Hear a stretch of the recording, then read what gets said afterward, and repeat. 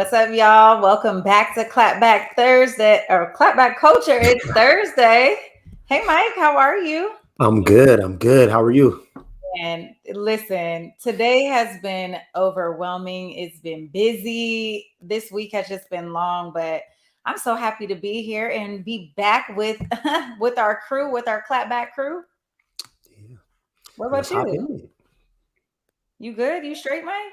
Yeah, I'm straight. Let's do it. I'm ready. Oh, we're ready. Okay, so look, y'all, we had a lot of really great elections that happened on Tuesday. We would be Clapback Culture if we wasn't going to come and talk about it, right? You already know. So let's talk about some of the wins for Black and Brown people, y'all. Let's give it up for Eric Adams. He's a former New York City police captain whose attention-grabbing persona and keen focus on racial justice basically fueled his public life and his long-term career. Well, he was elected to be the 110th mayor of New York and the second Black mayor in the city's history. So congratulations to Eric Adams. Another one we have, y'all, is, I thought we were going to talk about everyone. Can we go back, Cuddy? Yes, we have to give some shine and some light. Can we hashtag protect Black women? Tambra, she was actually nominated to be a part of the Department of Agriculture by the Department of Agriculture secretary. So that's a huge win. And she's the CEO of WANDA, Women Advancing Nutrition, Dietaries and Agriculture. Tongue twister there. The next one up, we can move on, Cuddy, is Shahana Hanif. And she's a double whammy because she's making history for not only being the first Muslim woman to be elected, but also the first South Asian woman to be elected and hold the seat on the city council there in Brooklyn, which is super dope. And also ironic, Mike, because there's over 769,000 Muslims in her community. And it just seems like odd that we wouldn't have already had somebody who is Muslim to take the seat. So another big win. I'm sure you guys heard about Michelle Wu. She is taking over Boston as the first person of color to be elected, the first mayor and the first person of color to be elected mayor. And she's pretty decorated. She is the daughter of immigrants that came from Taiwan. And she has also, she moved to Chicago when she was a kid. She attended Harvard University and Harvard Law School. So she's a champ. So congratulations to Michelle Wu. And last but not least, we have Ed Gainey, and he's a progressive Democrat that became the first Black mayor in Pittsburgh, and he won by a landslide. He led by more than 28,000 votes on Tuesday. So congratulations to everybody, y'all. It was such a really, really, really good win for some of these elected officials, Black and brown people. But Mike, one thing that we do have to talk about is, and I think this kind of transitions into our next story, is, Van Jones. And a lot of people were talking about, where's all the election fraud? We've been talking about this, over the last huge election cycle. And this is not like a super huge election, right? But people turned out, people are participating, and I don't hear anybody calling fraud, right? So when it's convenient for Republicans and when it fits the conservative, kind of diaspora, if you will, everything's a go. So we do have a clip. Let's play the clip from Van Jones on CNN, and we'll come back and talk about it. There is no such thing anymore as a low turnout election. You have that much pent up desire for civic participation that an off year, it's not an off year, it's an off year election. Right. You have record turnout. So that means that the audience is paying attention. That's a good thing. I'm waiting to hear now about voter fraud. I'm waiting to hear about it because it was all, voter fraud. You can't trust the elections. When Republicans win, suddenly everything's fixed. So that's going to be, I don't want to hear about voter fraud anymore. People are participating. The system works. But I think that what David said just a few minutes ago is really important. This is a big deal. These numbers are bad. This is not these are our voters. These are voters that came to us in 2018, came to us in 2020, and have abandoned us in droves in 2 states that should be in our column. That's a big deal. That is a 5-alarm fire. And I think that, look, I hope we can pass these big bills. Bill Clinton was able to turn his ship around and survive after the shellacking in '94 by doing a lot of small stuff that just lets you know he was on your side. He was talking about school uniforms. Yeah. He was talking about V-chips for, he was talking about all kinds, but you know what? For ordinary folks, that guy cares about me. That guy understands what I'm going through. If this party doesn't wake up tomorrow morning and figure out how can we run back to regular folks and regular folks' issues. Now, some stuff we've been talking about is good stuff. Helping grandmas, helping kids, but it's been buried, it's been lost in this cold, big DC conversation about trillions of dollars. We've got to, both from a legislative point of view and from a messaging point of view, start re-signaling to ordinary folks that we get it. Otherwise, look, we're a year out from the Trump election looking back, and you're a year away from the midterms looking forward. You can see how much stuff can turn in 12 months. That's the good news. People want to participate. That's the good news. But we've got to take this message very, very seriously tonight. This is a big deal tonight. So I know that clip was a little bit long, but I thought it was super important that we play the whole thing so we can talk about it. Mike, what are your thoughts here? Is this a 5-alarm fire, as Van Jones said? Well, before that, I got to say, if we're giving shout outs to Black mayors around the country, then we got to talk about Seattle.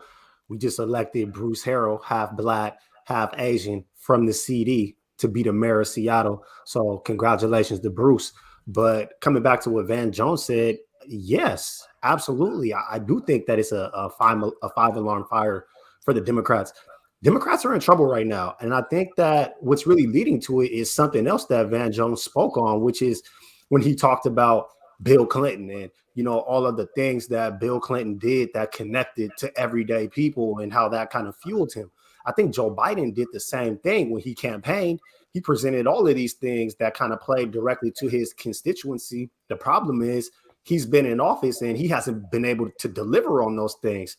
And that's going to affect his voter turnout. And on the flip side, you can say what you want about the issues that the Republicans are looking at, but Republicans are out here delivering. They're talking about the critical race theory. We can shoot holes in it. We know the fallacy, we know the problems with it, but at the end of the day, they've made critical race theory a major topic of discussion.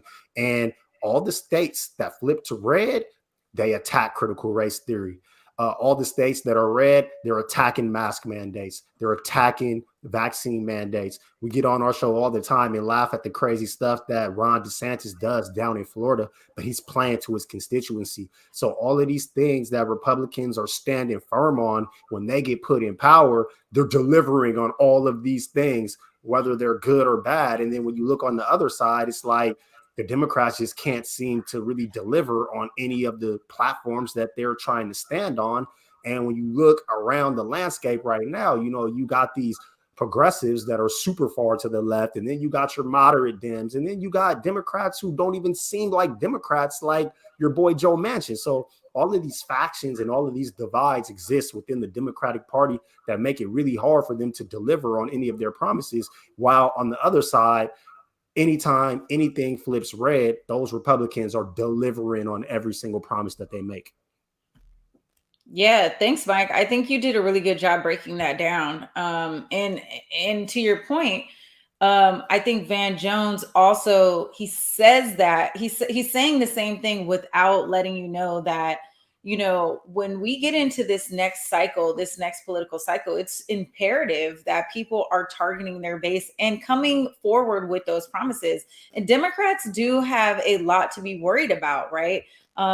Legislation is not being passed, it's not being supported, it's not even being marketed and branded that well.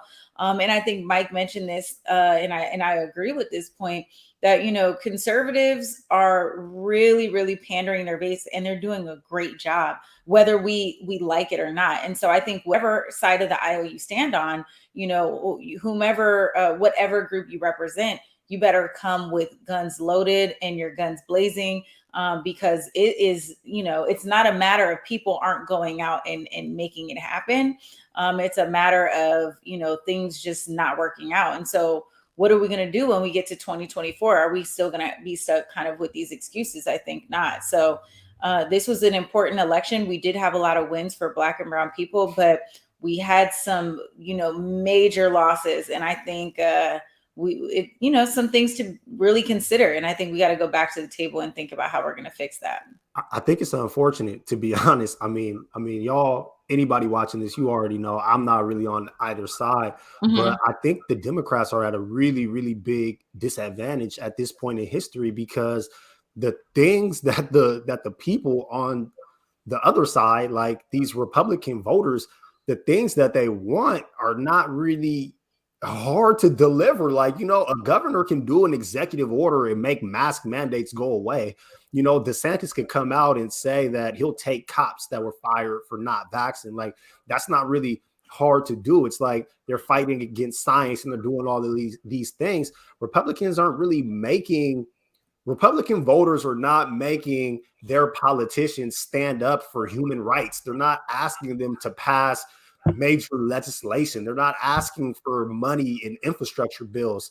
They're fighting the boogeyman of critical race theory. Critical race theory, you already know it's not even being taught in school. So when Republicans stand on that platform, you know how easy it is to attack it. It's not even a real thing. So they're just at a huge disadvantage right now. And the thing is too, Mike, and I would argue that when you lose something, and having lost the presidential election, and having such a leader like Donald Trump, who is extremely fiery and can really, really fire up his base. I mean, we talk about it all the time on the show. Like, he's one hell of a marketing guru, and he has changed the narrative. And one thing, about the last presidential election, Mike, millions of people came out in the middle of a pandemic, and their voices were heard regardless of whatever or whoever they voted for. People went out and they actually, activated their vote and they participated, which is a great thing. But I think, so your points are extremely valid. Like, where are we right now, and how do we and how are we marketing, and how are we living up to the promises that we're talking to our constituents about? And I think it is important that if we're having common conversation, like, we're going to, reform and have this and do that. And, we want to make uniforms cheaper. And, the governor in Virginia ran on education. We need to be having a conversation about what is it that our constituents want and what are they going to go out and vote for? What are they going to go out and fight for? Right. And I don't know. I don't know if the fight is there. I don't know. I'm afraid. I mean, because we know that Trump is trying to run again. I mean, what is it going to look like if you got Joe Biden running and he's talking about climate change and he's talking about student loan debt and he's talking about the infrastructure. He's talking about immigration. He's talking about foreign policy. And Trump is talking about racism. They're attacking white people. Like, you know what I'm saying? Yeah. Like, it's those issues. It's going to be a tough battle. Well, y'all let us know in the comments what you think about this last election. I know much to celebrate and also much to think about. So we'll definitely be back and talking about this. Another thing that's dropping into the universe, into the metaverse, is Facebook. Changing not only its name but really introducing this new way of life, if you will. We have a clip. Y'all, listen. This is a scary time for me. I think we've had several conversations offline about how our world is changing. I never thought I knew we would get here, but I never thought we would get here so soon. I never thought I would live long enough to see it. But we're going to basically set you up with a clip so you can know everything there is that you need to know about the Facebook metaverse. Child, hold on to your seats. We'll be just run it, Cuddy. It is time for us to adopt a new company brand to encompass everything that we do. To reflect who we are and what we hope to build, I am proud to announce that starting today, our company is now Meta. Our mission remains the same. It's still about bringing people together. Our apps and their brands, they're not changing either. And we are still the company that designs technology around people. Hey, and welcome to Connect. Today, we're going to talk about the metaverse, starting with the most important experience of all, connecting with people.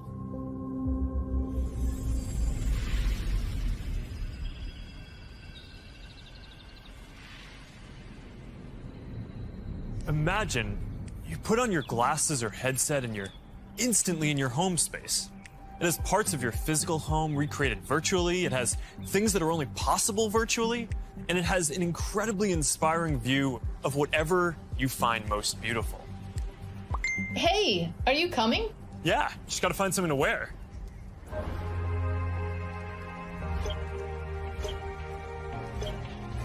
All right, perfect. Boy. Oh, hey, Mark. Hey, what's going on? Hi. Mark. What's up, Mark? Whoa, we're floating in space? Uh-huh. Who made this place? It's awesome. Right? It's from a crater I met in LA. This place is amazing. Boz, is that you? Of course it's me. You know I had to be the robot, man. I thought I was supposed to be the robot. Whoa. I knew you were bluffing. Hey, wait. Where is Naomi? Let's call her. Naomi. Hey, should we deal you in? Hey. Sorry, I'm running late, but you gotta see what we're checking out. There's an artist going around Soho hiding AR pieces for people to find. 3D street art? That's cool. Send that link over so we can all look at it. This is stunning. Dude, that is... The world is changing as we know it, Mike. Do you got your avatar ready? I've never felt older than I feel right now, because that's terrifying. I don't like that at all. I mean, y'all have fun, but I'm gonna be right here chilling in the real world. I don't know. That's too much. In the video too, like, they're trying to have a new division of like the metaverse for your workplace. So you can have a separate login for your job, and your company could build like a digital workplace, and you could show up as your avatar and work. And no. Too much. Well, you know what else they talked about, you guys? And this is an 11-minute video. So I definitely suggest you go out on YouTube and watch the whole thing. Drop that, Cuddy. Drop the link. Oh, drop the link, please. Yes, thank you. But Zuckerberg is not holding back. He's talking about everything is eventually going to be a hologram. And so imagine that instead of having, standard brick and mortar homes, what we're going to have are these like almost like showrooms, right? And every single thing that you want, furniture, cups, plates, bedding, everything is going to eventually be a hologram. There's no need for a flat screen TV because you're just going to pull it up and be able to, connect to this kind of world through some type of device. And so, I mean, we are not far from this. If they're dropping this now, this means that this was already in play. And so we're way beyond just this 11-minute introduction. This is just the icing on the cake. This is, very peak. What are your guys' thoughts on this? Is this something that you're interested in? Are you going to go ahead and throw on those goggles and, go into this 3D metaverse and, and participate? Egypt said the Jetsons. Egypt, this ain't even the Jetsons. This is like beyond, right? Yeah, this is like Total Recall mixed with 1984. Didn't y'all just see the Facebook whistleblower? Didn't y'all remember all the Russian collusion and Facebook invading our campaigns? Who would turn over their whole life to Facebook? Like, why would we trust Facebook with this? I also saw that Nike just did a trademark so that they can sell sneakers in the metaverse. If you buy digital shoes from Nike, you're a fool. Listen, Mike, not only this concept is way more complex than you really think. Like, it's beyond Facebook. This literally has nothing to do with Facebook. This has everything to do about the way we are moving with artificial intelligence. If you think about the rise in just crypto, right? And I've been talking about cryptocurrency, you guys, for like the last 30 days nonstop. I've been telling all my friends about it. And if you think about that, there's another thing that's called NFTs, right? And so there's this, we're talking about digital currency. We're talking about, I saw an article in the Washington Post the other day where a former CIA operative who worked in like the computer science department or whatever, the intelligence department, resigned because he said, we are not prepared for a war when it comes to AI. And I think we're a ways behind the technology in other countries like like China, like Taiwan. I mean, we're far behind and we have a lot to catch up on, but the world is changing. And it's not going to be a matter of like, do I want to participate in Facebook?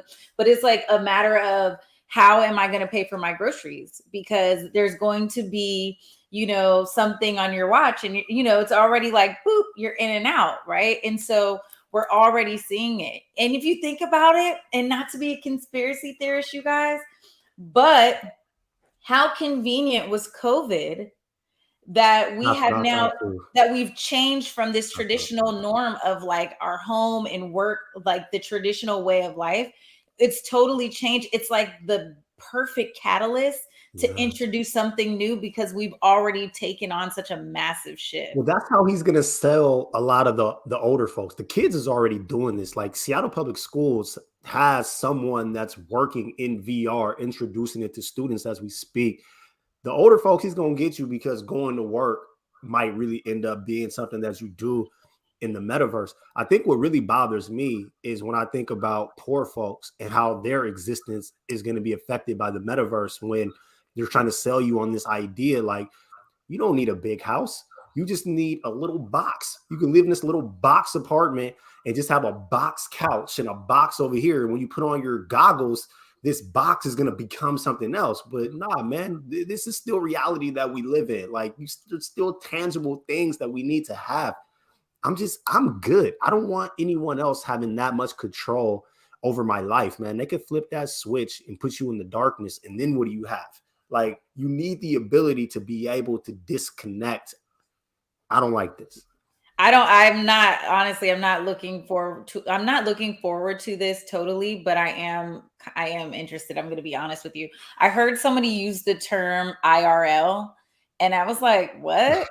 and that meant in real life. And I said, if we're using terms like IRL, the kids are saying Kids are saying that. You know what's crazy though? In architecture right now, they're already using VR. Like there's a VR program for when you build a building that you build the digital scale with augmented reality.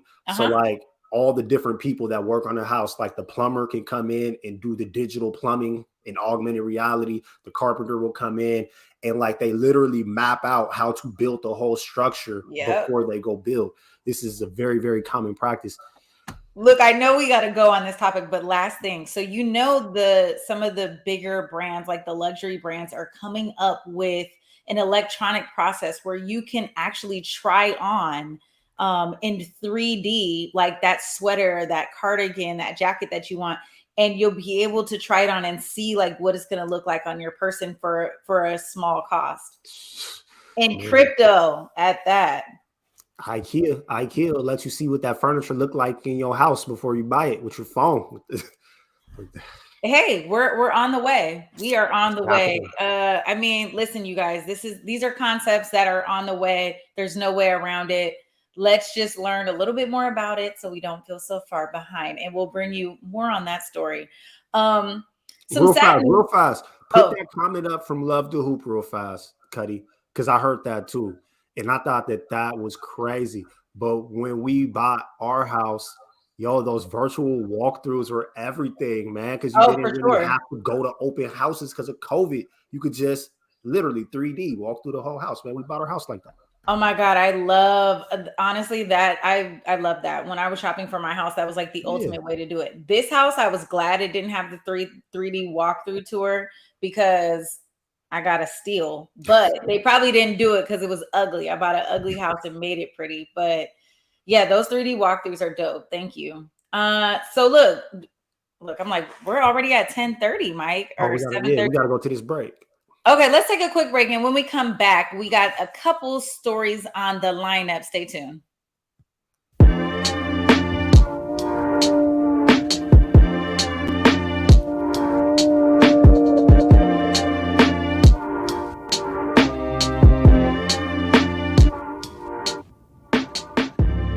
Converge Media produces culturally relevant content for Black and urban audiences.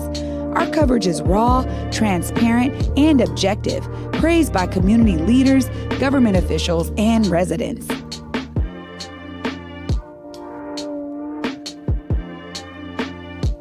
Support Converge Media today via Venmo, Cash App, or PayPal at Converge Media.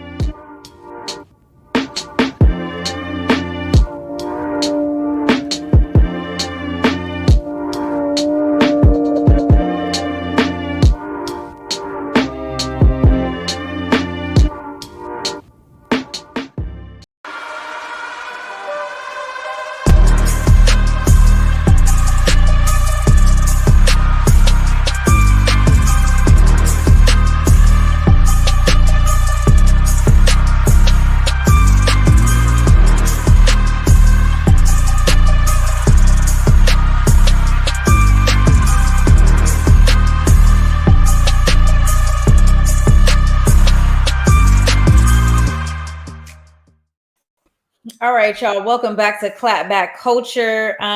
We're now in our Do It for the Culture section. So, we got some hot topics. I think I'm going to bring in one of these topics.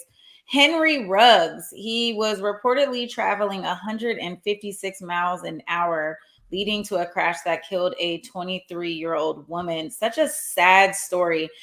He's a former Oakland Raiders wide receiver, and he's facing 2 felony charges. He is out on $150,000 bail. And I'm just wondering, how do you drive 156 miles an hour? On a residential street? Yeah. I don't know. Like, I don't even know how you excuse that. Like, there's no way that he can't face jail time on top of a civil suit. Like, wow.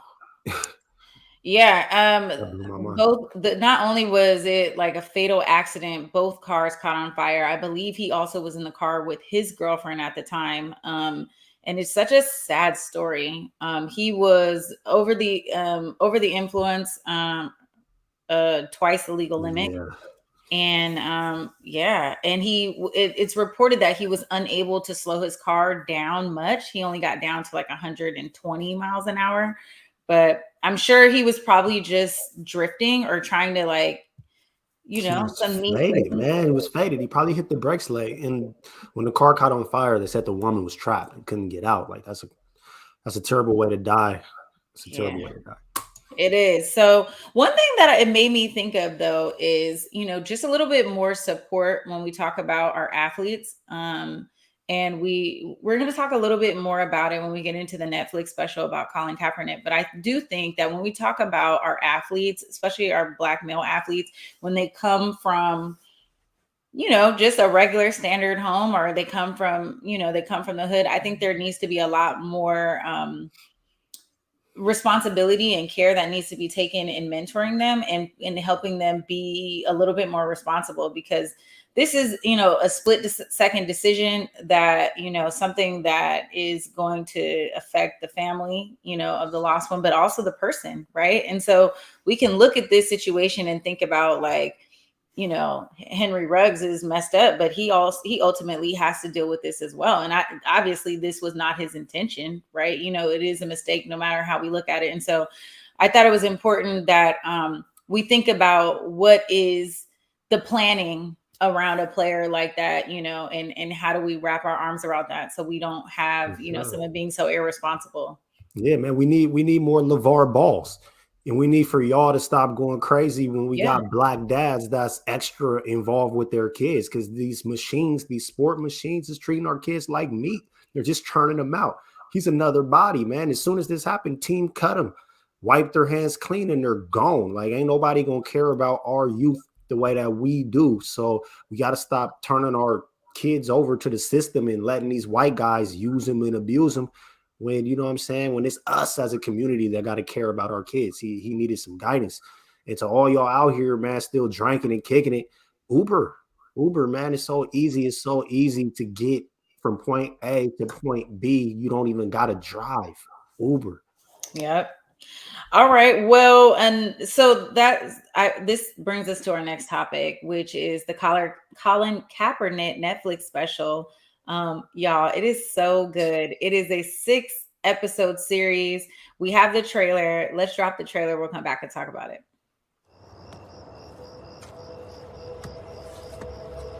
Since the day I was born, my passion, my love was being a quarterback. But what you start out as is not necessarily what you become.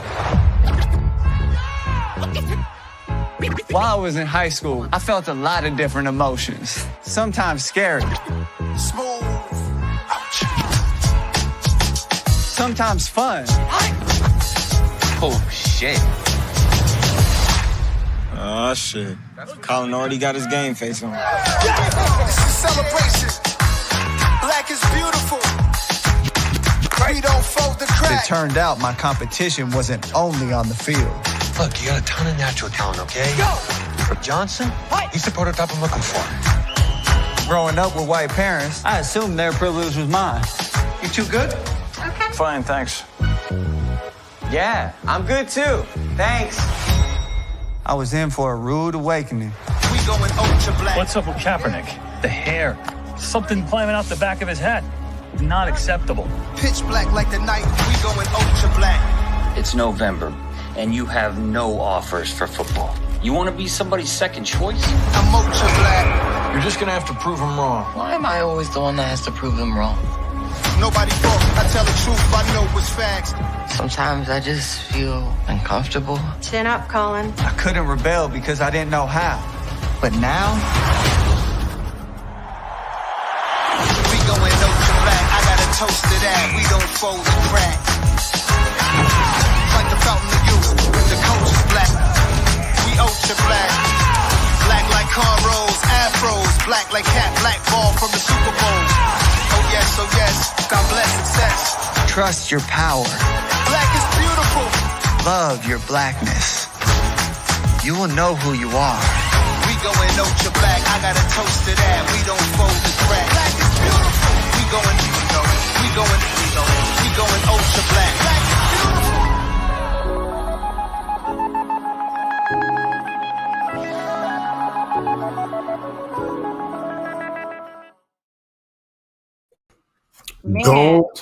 spoil it. Don't spoil it. Okay. Nobody in the chat either. Don't spoil it, please. Listen, such a good Netflix series. I won't, no spoilers, but what I will say is that Colin talks about not his struggle, but he really highlights the fact that he was never picked number one. He always talks about how he was not somebody's first choice. He was adopted.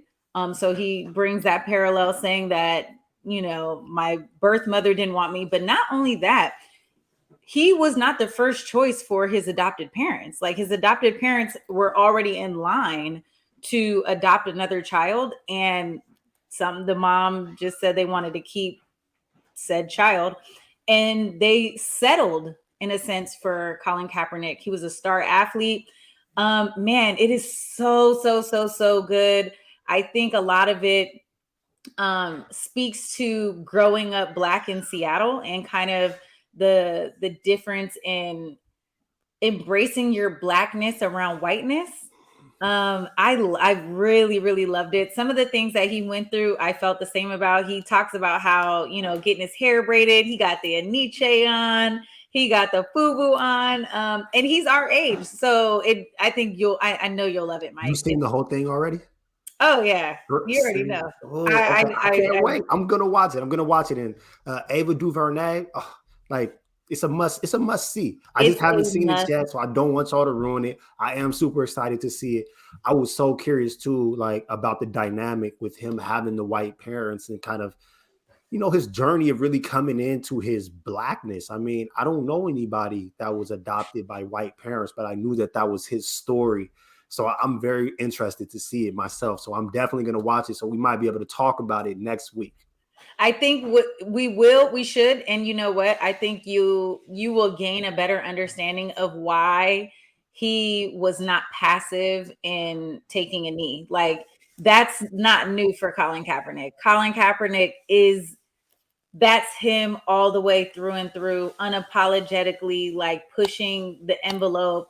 And he really looks up to Allen Iverson, and he makes a lot of parallels to that.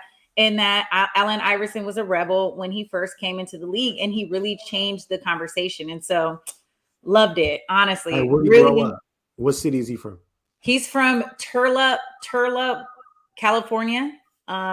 Born in Wisconsin, but then moved to Turlock, California. He grew up around white folks, like white folks. Yeah. Okay. Yep. Okay, Yep. we're gonna talk next week. We'll talk. Okay, so we'll talk about that next week. Moving on, y'all. Guess who else is going to court? Tory Lanez, y'all. Tory Lanez is one step closer to a trial in the Megan Thee Stallion shooting case.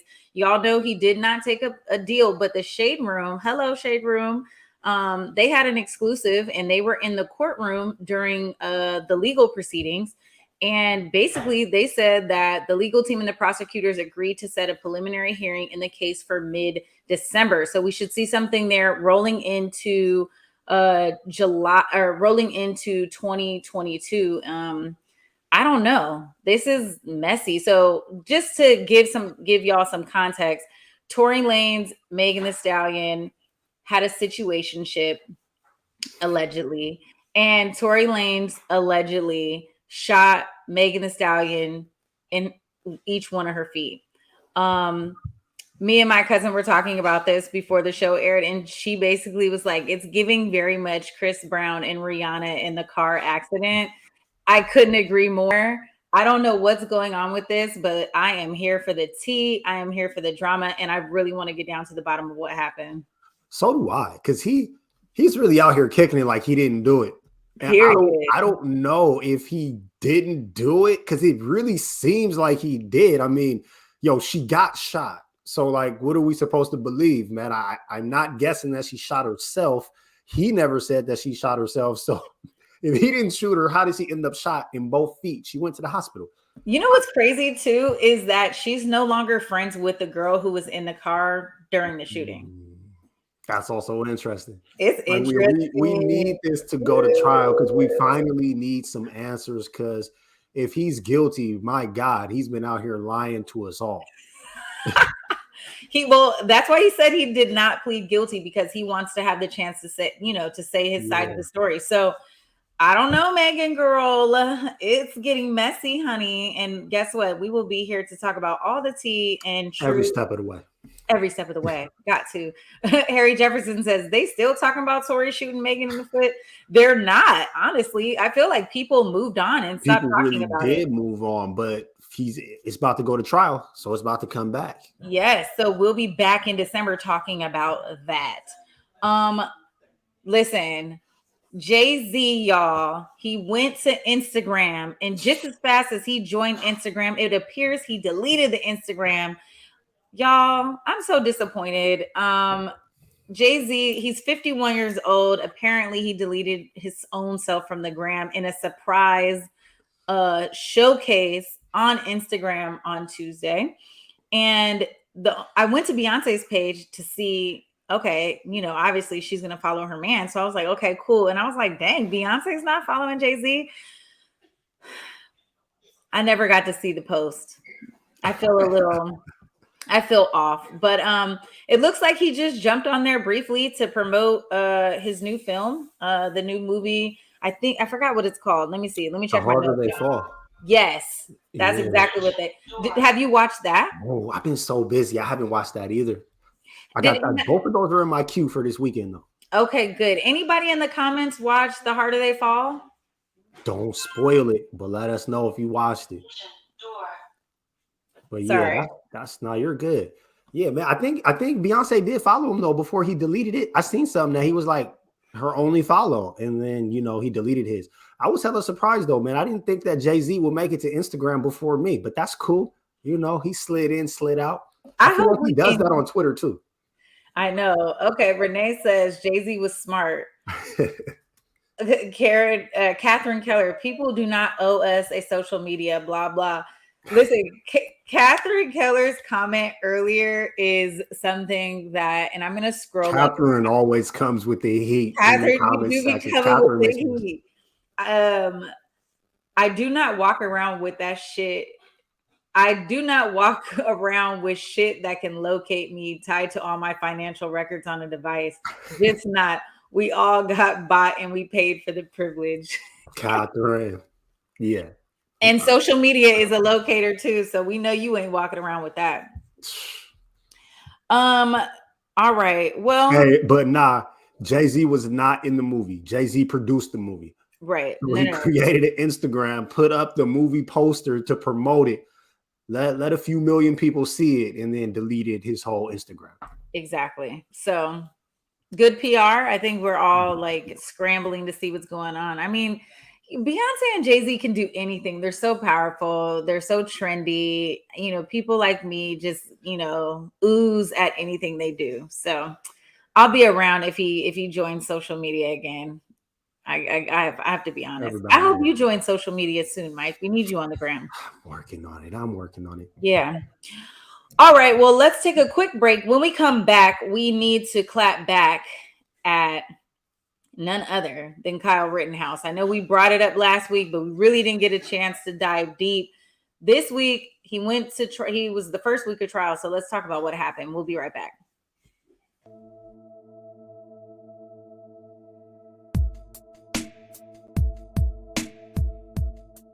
Converge Media produces culturally relevant content for Black and urban audiences. Our coverage is raw, transparent, and objective, praised by community leaders, government officials, and residents. Support Converge Media today via Venmo, Cash App, or PayPal at Converge Media.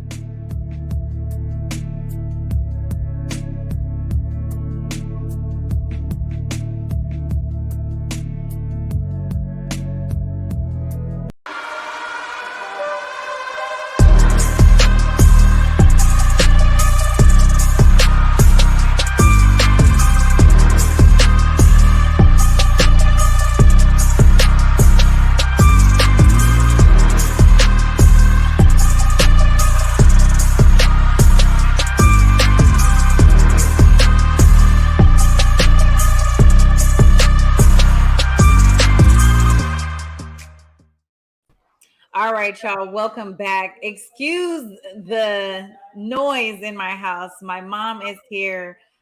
She surprised me for my birthday weekend. She's in town from Las Vegas. So I'm so happy to have her here. But I said, Mom, you must not really watch my show because you're coming in the middle of the show. She even rang the doorbell. Moms gets a pass. Moms gets a pass every time. Do get a pass. So yeah, I'm glad my mom is here. I'll have her make a cameo before we end the show.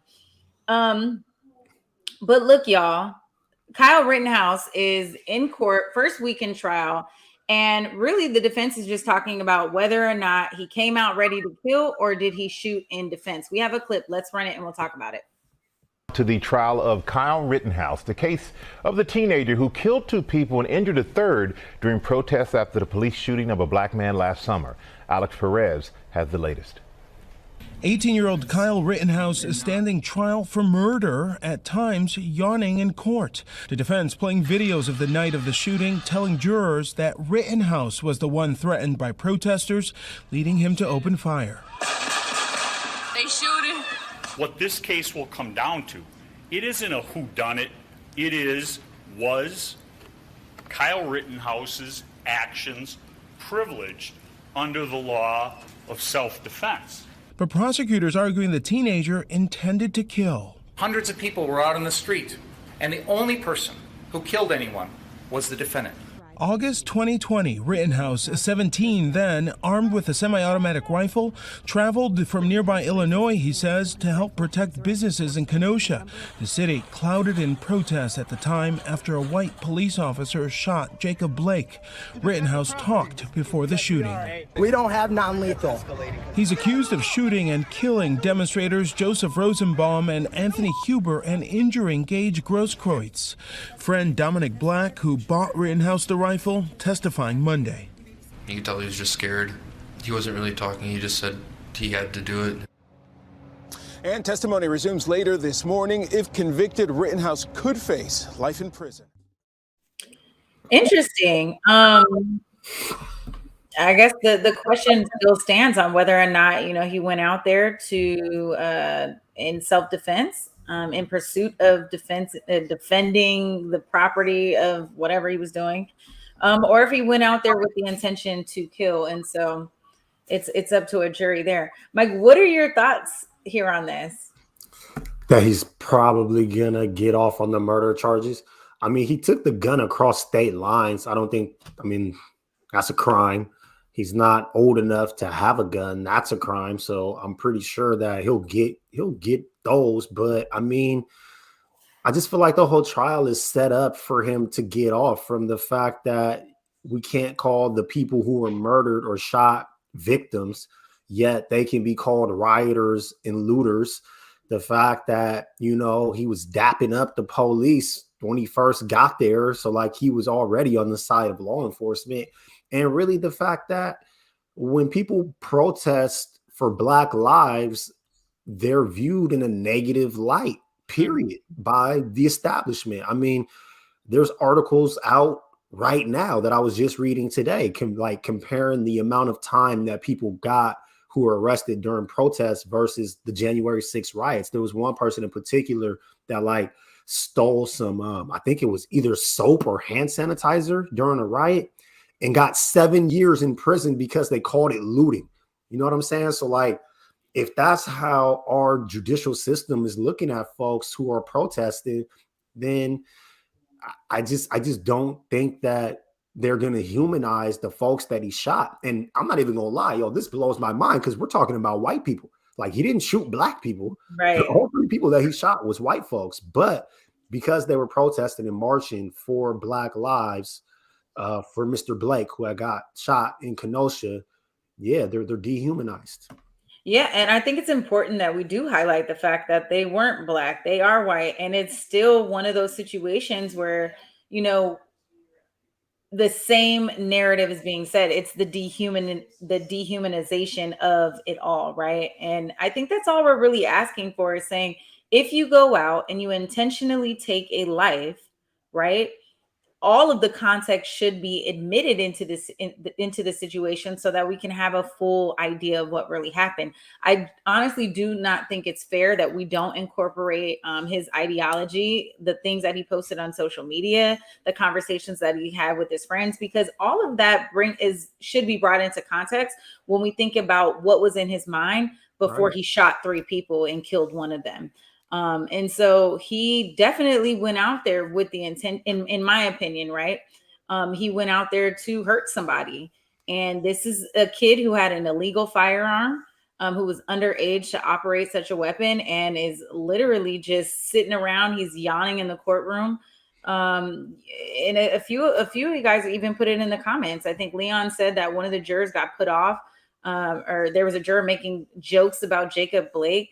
I mean, what are we talking about here? I mean, we talked about last week the judge and just kind of some of the things that the judge has been kind of caught up in, not being able to say victims, not being able to or being able to call them protesters and looters, even in the clip calling them demonstrators. I mean, it just sounds negative, right? It all sounds negative. And you make a good point too with like the connection to the Proud Boys. I mean, he has pictures and videos where he's hanging out with the leaders of the Proud Boys, yet the judge is not allowing him to be connected to the Proud Boys in any way during trial. So it's like, it just feels like the system is trying really, really hard to protect him instead of letting justice be served. Listen, and you talk about protection. I mean, this guy, and I'm going to pull it up in my notes, you know, he's championed by pro-gun conservatives. This is it's not just like, you know, people are just allowing this, like, oh, he was 17, he made a mistake. Like, no, like people are actually rallying around him in financial support, making sure that he has, you know, access to the right attorneys to really fight this case. So it's important that we remember that, you know, he was defending essentially Antifa, right? These are the people that are backing him. And so when we talk about what was his intention in going out there, you know, we need to be able to fairly prove the intent, you know, during the time of the murder. So, yeah. And I see people in the chats talking about the jury selection too, and that's a hot topic right now, because when you're looking across the way, you know, in like with Ahmaud Arbery's murderers who are on trial right now, you know, they somehow compiled a jury of 11 white folks and 1 black person, and they had a pool that had, I want to say, 12 black people and 65 white people, and yet 11 black jurors were stricken before it made it to trial. So now, you know, it's 11-1. Andrew, there's one black person on the trial for Ahmaud Arbery's killers jury, which is ridiculous. Which is not representative of that county at all, which is also crazy. I remember you telling me about that. Can we put up Harry Jefferson's comment? The system uses the smallest of evidence to give our people decades of time in prison. Prosecutors do not need any evidence to convict our people. They have an enormous amount of evidence. That's on it. I mean, where do we go from here? I mean, the evidence in this case is literally video evidence, and it's crazy because they're arguing self-defense, but you know, the videos are on the internet. Any of y'all could go watch them. He chased people down. So like, they're trying to show when he got hit with a skateboard or when someone pointed a gun at him. And like, yeah, those things happen after he pursued people with a gun. Then people stepped in to defend the people that he was pursuing. And then he kills people, and somehow he was the one defending himself. So, I mean, there's video evidence. Well, we'll stay up to date with this, y'all. I mean, it is what it is, but more on Rittenhouse in the coming weeks. I think both of us anticipate not much happening there. And I think, you know, this 18-year-old kid will be treated like an 18-year-old kid and get to go home and, you know, and lick his wounds. Yeah, it's unfortunate, but you know, America. All right, y'all. Well, Mike Davis, what you got planned this weekend? You know, we got like 5 more minutes of the show. Man, I got to crank out some articles, man. I got some work I got to do for the Emerald, man. I've been so busy this week. So, yeah, Marcus, if you're watching, man, those articles is coming. And when I'm not here, y'all already know you can find me at the South Seattle Emerald. All right, y'all. Well, when I am not here, you can find me on Instagram and Twitter at Treasure of JULES. You know what it is. And it's my birthday on Sunday, y'all. So wish me a happy early Happy birthday. I'm getting younger and younger. I'm turning 21 again. And yeah, I'm just looking forward to having a good weekend with the family, the friends, you know, and just relaxing, vibing out. Not too much to that. Tell moms that clapback said, "What's up?" I will. She won't come on camera. So, all right. It's All all right, good. y'all. Well, it's a pleasure. Once again, we'll see you next. Oh, actually, y'all, we will not see you next week. We won't be here next week, and we will not be here Thanksgiving. So we have 2 weeks off, right? But we will be back that following week. So I think we'll be back the top of December. My mom's telling me it in the back. Thank you, Mom. I don't have the calendar in front of me, but we're off for the next 2 weeks. Make sure you check out Converge. We have a lot of content coming to you. As you saw, we are going to Belize. And so we'll be reporting live from Belize with a lot of really great content, you all. So thanks for tuning in, and we'll see you when we get back. Peace.